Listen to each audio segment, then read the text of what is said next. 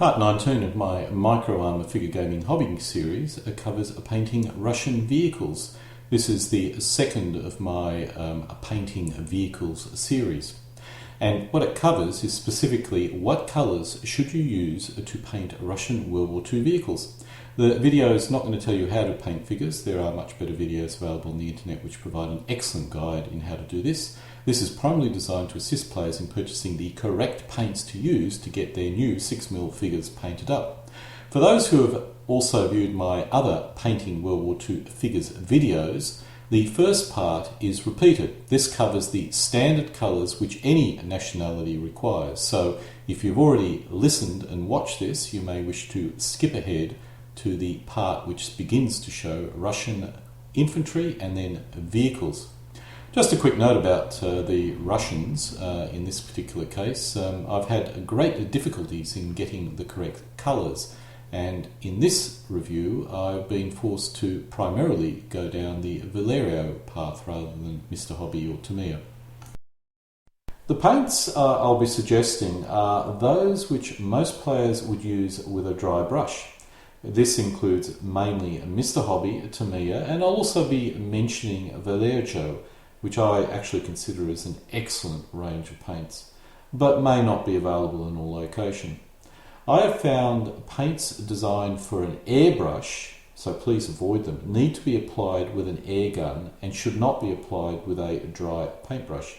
So this is designed for new gamers who have probably not invested in an air gun, as you can see here. Thus I will avoid air gun paints.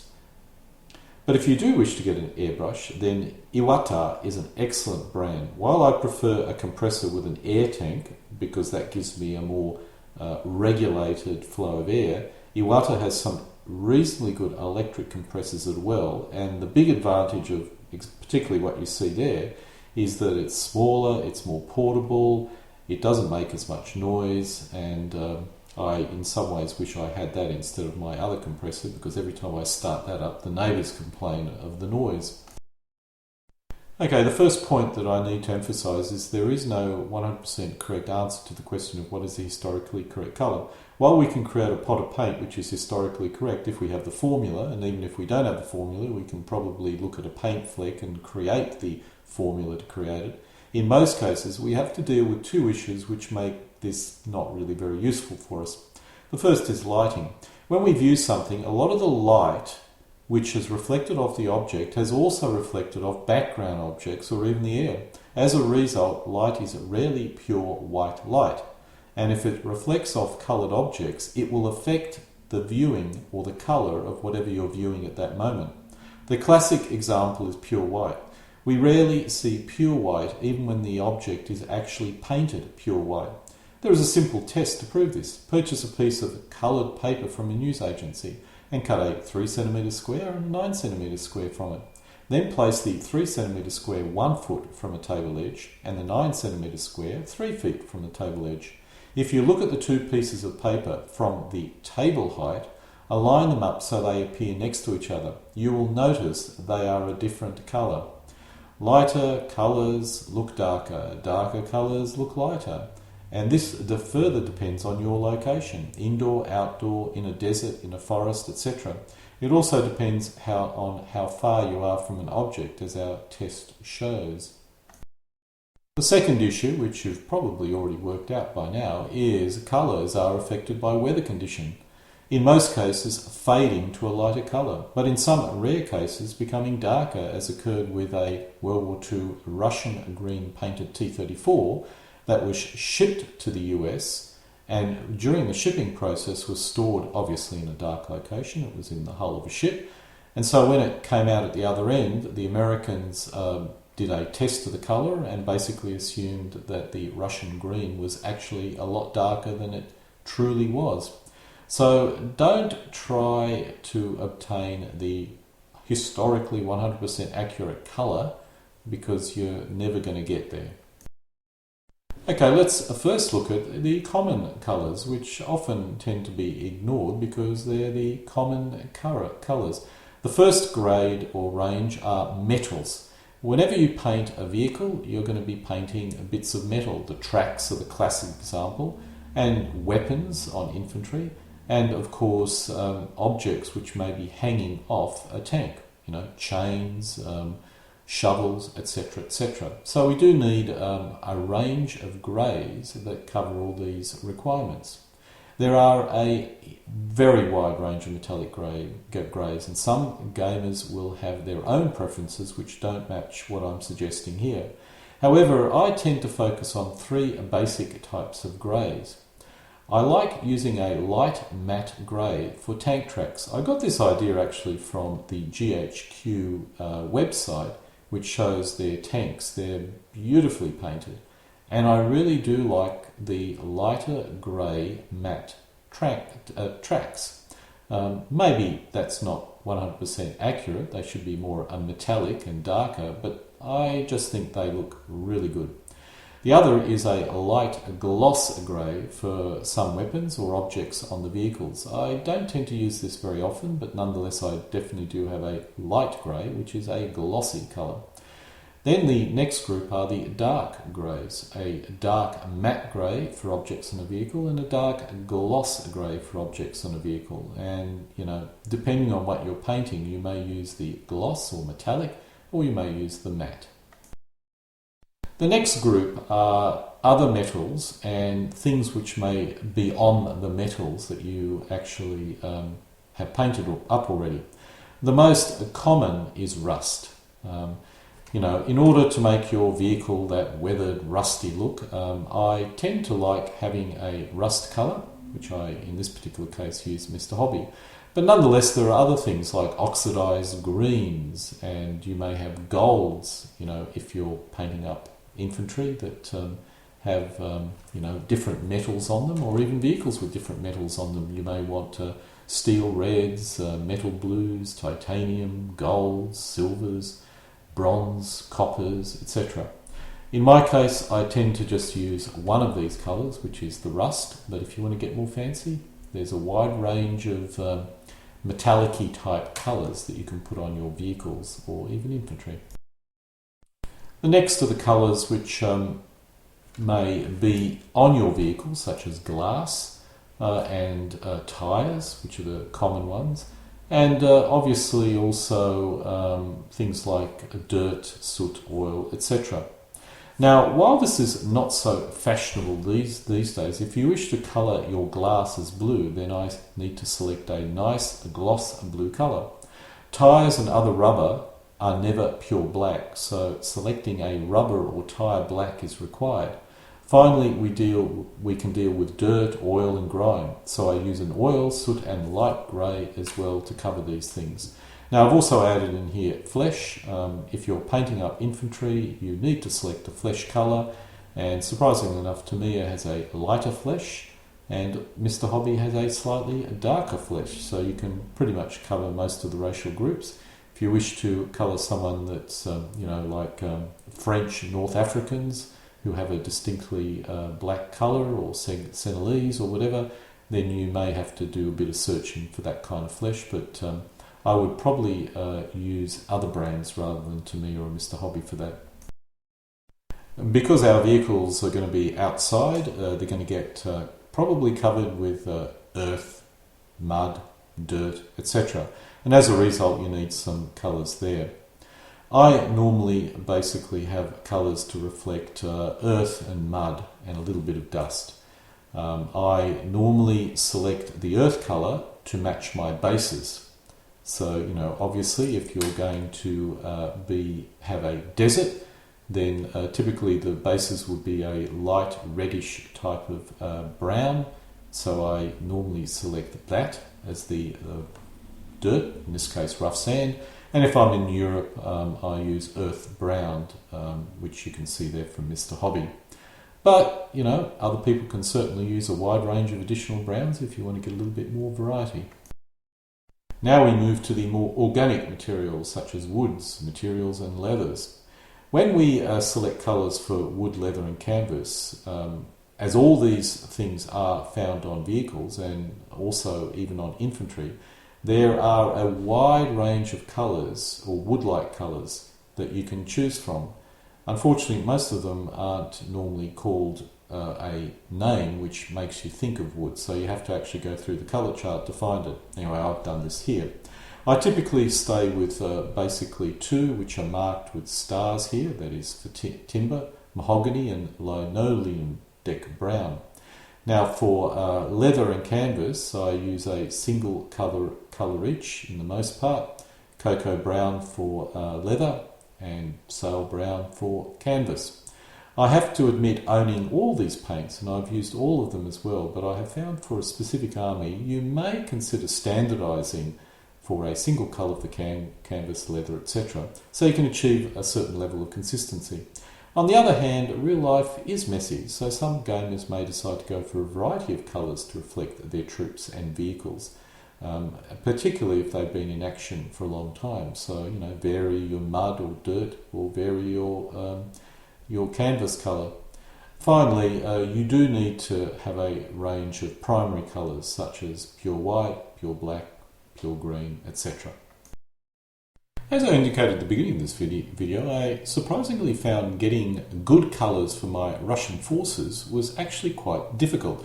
Unlike the Germans, which had specifically named paints, this was certainly lacking for the Russians, apart from Vallejo. For the Soviet summer uniform, I use Vallejo khaki, which is what I do currently. If you're going to give the pants a different colour, then you could also use Vallejo's khaki grey. I'm uncertain about the helmet, but suspect Mr. Hobby's olive green is the best option in this particular case. Just a quick note about my colour matching. What I typically do is when I attempt to discover the correct colours that I wish to use, so for example the artisan design image on the right here that you can see here gives me the correct colours, although there's no RGB values. What I typically do is I compare these colours directly with a sheet of shiny white cardboard where I've dabbed colours which I think may be correct on it, and then I search up and down until I find the correct one. I had enormous difficulty finding the correct colours using Tamiya and Mr. Hobby, which is why I decided to basically focus on Vallejo. Other people may not have this problem, and maybe they have found the correct Tamiya and Mr. Hobby paints, but unfortunately for the Russians, you need to expand your paint selection to include the Vallejo range.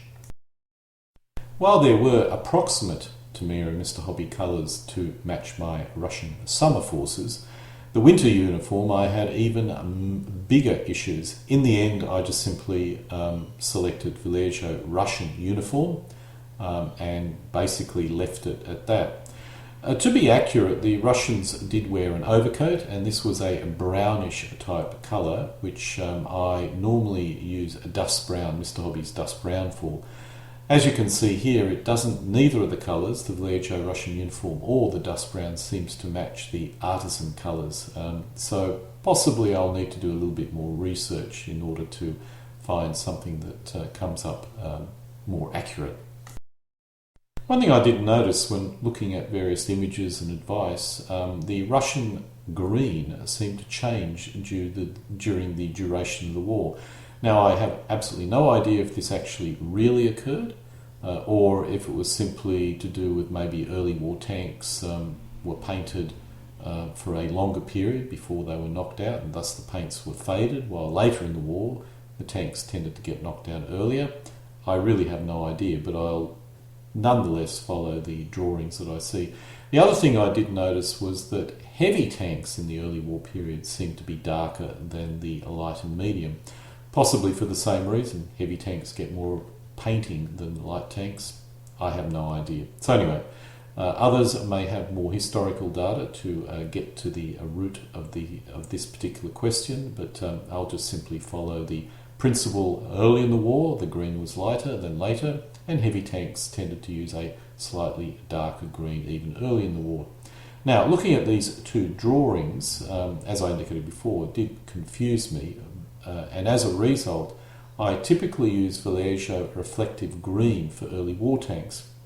The heavier tanks seem to use a darker green, and in this case I use Mr. Hobby dark green. Now, early in the war, the Russians did have a three-tone colour scheme. Actually, based on photos going back to 1939, they had all sorts of wonderful different camouflage schemes, but the most common one was this three-tone colour scheme that you see here. And I must admit, I do like this colour scheme. The green I use is Vallejo reflective green, and the two types of brown I use are Tamiya flat earth and Tamiya khaki. And this seems to give me a reasonably good result. On the right you see a early war tank, and as I indicated earlier, I just simply use the Vallejo reflective green on this. Now, as I indicated earlier, the heavy tanks in the early war period seem to be slightly darker, and as a result I began to use Tamiya dark green 1, but I think that's possibly a little bit too dark. So these days I use Vallejo Russian green 4BO, which I have to admit is, I think, originally designed for aircraft, but it is slightly darker and it does give me a little bit of a different effect. The KV tank on the right uses the three-tone colour, which I've already discussed before. Starting with the mid-war period, the Russian medium tanks seem to darken, or at least have the same colour as the heavy tanks. And as a result, I began to use Russian green 4BO. Now, another colour I also used is Tamiya's JA green, which also gave me a slightly different green to use for mid-war tanks. Now, it could be, once again, the lighter colour could simply reflect the fact that the tanks weren't being painted as often, and the darker colour could reflect the fact the tanks were painted, sent off to the front line and knocked out, and that's what we see. I'm really not certain what the exact answer is. Now, the heavy tank that you see on the right, I also use Mr. Hobby Black Grey, but I think that this could be a little bit too dark, so I tend to either use the Russian green 4BO or the Tamiya JA green, and only as a last resort do I use the Mr. Hobby Black Grey. But these are some colours that you could consider. By the late war period, all the tanks seem to have a similar green colour, and as I use in the mid-war period, I pretty much paint everything using the Vallejo Russian green 4BO, or if I'm not got that particular colour, I use Tamiya JA green. These two drawings of the IS-2 seem to imply both shades were used, or it could simply be the colour in the drawing is misleading me. You know, you'll notice the colour on the right is a bit more greeny than the colour on the left. I'm not really familiar with the paints being used here, but the drawing of the Russian soldier is nice. This would almost certainly be a Russian uniform and doesn't really show a two-toned effect. The interesting point, however, in this image is the tank, which is a very light and flat green, and quite frankly I really do like this colour. And you'll notice that it uses the term reflective green. Well, my Vallejo doesn't seem to give me this effect, but you know, maybe that's what it should. Perhaps I should consider using spray instead of a dry brush. This image shows the winter and summer Russian soldiers, in this case using GHQ figures, which I particularly like. I'm beginning to use GHQ figures more and more, using painting jobs which are as detailed as possible, similar to what you see here. I obviously do not have many of these figures, and I normally only purchase a single pack of 50 infantry and a single pack of 50 heavy weapons for each nationality in order to sort of give me my high quality figures. But I do really like these figures, and I even like the paint jobs. These are the GHQ tanks, which you can actually download the images from the GHQ website. I really do like these vehicles. They look absolutely beautiful, lovely two-toned, very light, very flat green, similar to the image you saw before. I have no idea what paints they use here. My understanding is whatever the paint is, it is called reflective green, so I will have to continue to search to try and find exactly what paints have been used here, because this is the colour I would absolutely love to have my Russian tanks possess. as per my German video, here is a list of paints which should allow anyone using a dry brush paint any Russian 6mm vehicle or infantry.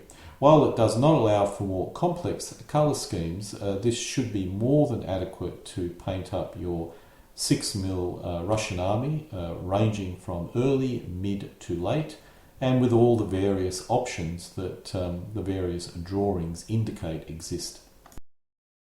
This concludes my video, which covers what paints to use to get your Russian figures painted up if you're getting into the hobby initially. Denken Sie daran, immer für Hill, Heimatland zu kämpfen.